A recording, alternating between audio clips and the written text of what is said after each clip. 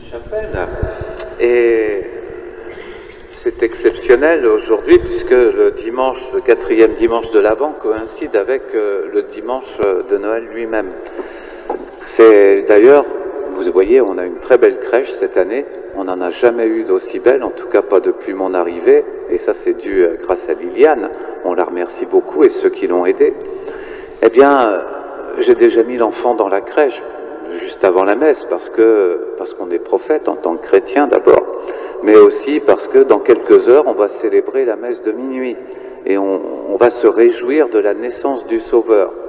Alors on peut prendre un peu d'avance, quant à nous ici aujourd'hui, il n'y a pas de mal à ça. On est à quelques heures de cette naissance et la Sainte Famille, les bergers, les mages, tout ce petit monde est déjà installé, prêt à recevoir, à accueillir la naissance de Jésus. Et Marie, elle est déjà dans l'imminence de son Magnificat qu'elle a dû renouveler. Elle l'a énoncé au moment de l'Annonciation, mais son Magnificat, au moment de la Visitation, pardon, mais son Magnificat, elle l'a certainement répété au moment de la naissance de Jésus. Mon âme exalte le Seigneur. Exulte mon esprit en Dieu mon Sauveur. Oui, elle est toute préparée, nous attendons avec elle, nous aussi, le moment de chanter ce Magnificat. Et on n'a plus longtemps à attendre maintenant. Cette crèche, vous voyez, il y a même le sapin et il manque les boules, mais je voudrais dire un mot justement sur la tradition des crèches. Bien sûr, on y représente la Sainte Famille, mais il y a ces sapins de Noël, vous savez. Les sapins de Noël, c'était profane si on remonte très loin dans l'Antiquité. Bien sûr, les païens décoraient les sapins à des moments de fête déterminés, ou des arbres, peut-être pas des sapins. Mais les chrétiens au Moyen-Âge, eux, ont repris ce symbole-là. Vous voyez, ils mettaient un sapin à l'entrée des églises pour Noël, et puis ça évoquait l'arbre de vie. Parce que Jésus, c'est l'arbre de vie. Et vraiment, c'est son fruit délicieux.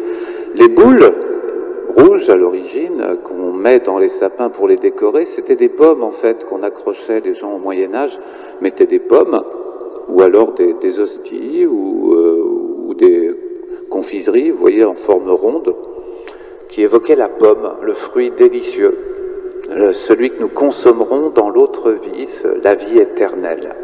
C'est ce que, voilà, en fait, le sapin de Noël. Et c'est beau d'évoquer ça, l'arbre de vie, avec le symbole du Christ et avec le symbole de l'Église. L'Église, elle est le nouveau paradis, dans l'ordre de la foi, bien sûr. Mais elle est le nouveau paradis, la seule chose qui soit valable de trouver en ce monde, c'est la vie, justement.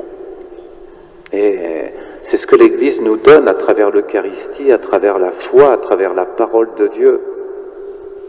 Il y a l'étoile aussi dans la crèche. Dès le Moyen-Âge, on mettait l'étoile en haut du sapin. C'est celle des mages, bien sûr, qui suivent l'étoile, mais l'étoile, c'est déjà le Christ. Dans l'Apocalypse, on l'appelle l'étoile du matin. Il est l'étoile la plus brillante. Il annonce ensuite, il va se transformer en soleil radieux pour luire pendant jusqu'à la fin de l'histoire, parce qu'au moment de son coucher, ce sera la fin de l'histoire, ce sera le jugement dernier. Il n'y aura pas de ténèbres qui suivront, le temps du Christ. Et il n'y a pas d'autre ère non plus, contrairement à ce que Joachim de Flore et d'autres ont pu penser. Et ce qui l'a précédé, c'était la nuit. Certes, il y a eu la foi dans la nuit, la foi des patriarches, la foi des prophètes, la foi d'Israël, mais c'est une foi en espérance. Tandis que Jésus, il y a 2000 ans, il commence à apparaître comme une étoile.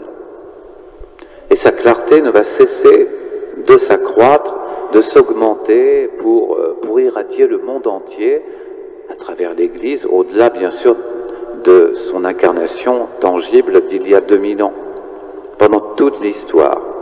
Alors, cette lumière, elle va s'irradier sur un monde qui n'a pas de place pour lui, il n'y avait pas de place dans l'auberge. Il n'y avait pas de place, vous voyez, pour chanter le Magnificat. On n'a pas besoin de faire de gros efforts d'imagination pour se représenter un monde sans Magnificat, un monde sans rendre gloire, un monde sans joie finalement, un monde sans espérance de libération. L'Égypte, vous savez, au temps de Moïse, avant que Moïse ne soit suscité par Dieu. Moïse préfigurait le Christ, lui aussi, à sa naissance, sa vie fut menacée. On tuait tous les enfants mâles, tous les garçons. Les Égyptiens les tuaient, sur l'ordre du Pharaon. Et il a été sauvé par sa mère, on sait bien comment, dans la corbeille sur le Nil. Dieu a demandé beaucoup à la mère de Moïse, mais elle va demander encore plus à Marie, pas au moment de sa naissance, mais au moment de la croix, au moment de la passion. Et vous voyez, il est le libérateur. C'est un monde qui ne s'occupe que de lui-même, de son organisation, de ce qu'il occupe, du temps qu'il a pour vivre et pour tourner. Quand on regarde la planète, pourtant, à travers tout le cosmos, la planète Terre, c'est la seule chose qui ne soit pas desséchée. C'est la seule planète où il y ait la vie. C'est un oasis au milieu d'un infini complètement infécond. Une infinité de choses, de matières invivables pour l'homme. Et la Terre est vraiment, en ce sens-là, le centre de l'univers. Vous voyez, il y en a qui croient aux extraterrestres. C'est-à-dire, ils croient, non pas aux anges, mais à d'autres créatures également matérielles qui, comme l'homme, auraient pu éclore sur une autre planète. La Bible nous dit, non, c'est pas la peine de croire ça. Dieu a fait un univers inimaginable pour nous parler de sa grandeur à lui. Et il est venu dans une crèche tout petit, lui qui est l'infini, que rien ne peut contenir. Il est venu dans un tout petit berceau, un petit monceau de paille là, dans une crèche, parce que à l'hôtellerie il n'y avait pas de place. Ce Dieu-là, c'est le Dieu qui nous montre que nous n'avons pas à nous étonner que la Terre soit si petite, un petit jardin au milieu d'un cosmos inimaginablement grand. Il faut y voir la grandeur de Dieu, il faut y voir aussi que la vie ne peut pas se trouver n'importe où, et c'est une leçon pour la vie spirituelle.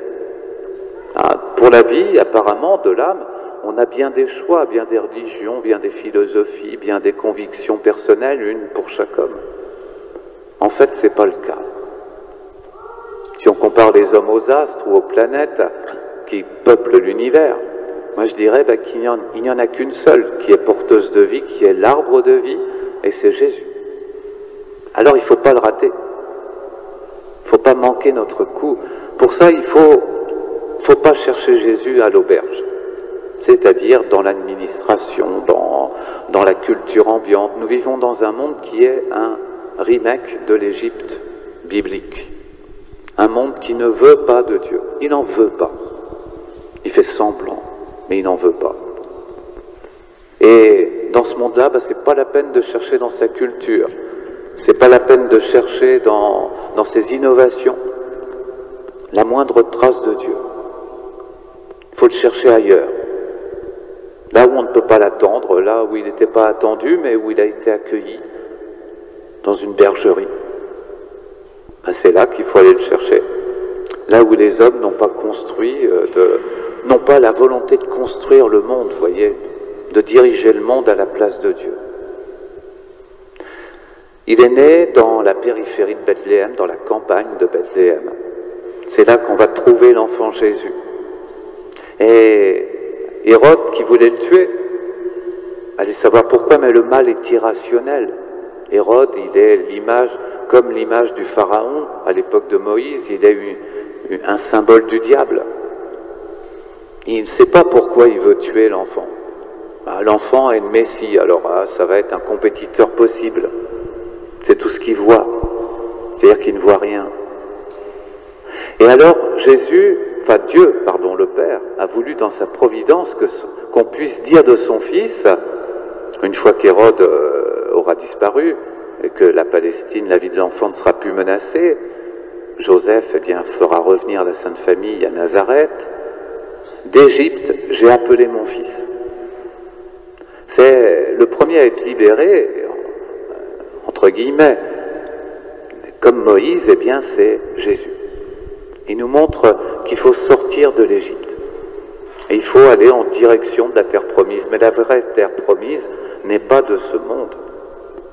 Nous allons eh bien, dans les endroits que le monde ne fréquente pas, surtout à Noël d'ailleurs. Le monde, il se fait dans les magasins, dans les restaurants, ou devant leur télévision, ou ailleurs, je ne sais pas où, mais ils sont pas pas beaucoup dans les églises, en tout cas, ils sont pas beaucoup dans la foi. Nous allons chercher Jésus, nous le fêtons dans la foi. Alors voilà, une manière, nous nous préparons pour cette nuit très sainte, où le Sauveur va nous être donné, c'est une mémoire annuelle qui est magnifique. Le salut, je veux dire, c'est le thème principal. La lumière au milieu des ténèbres. Le monde gît dans les ténèbres, le monde est ténèbres, parce qu'il ne connaît pas la vérité, donc en dehors de la vérité, il n'y a que des ténèbres, de même que la Terre abrite la vie, mais qu'en dehors de cette petite planète, si lumineuse, si bleue, si colorée, si belle, eh bien il n'y a rien. Rien qui ne soit de l'ordre de la vie. Il n'y a que du chimique, c'est tout. Du chimique en ébullition, ou congelé, peu importe. L'infécondité est partout, en dehors de Jésus. Vraiment, rendons-lui grâce d'être venu. Il n'était pas obligé de le faire, il l'a fait parce qu'il nous avait créés. Et que son amour ne pouvait pas supporter que ces créatures restent loin de lui. Qu'au moins celles qui le voulaient, puissent choisir de le suivre, de le trouver, de le chercher, de l'aimer infiniment.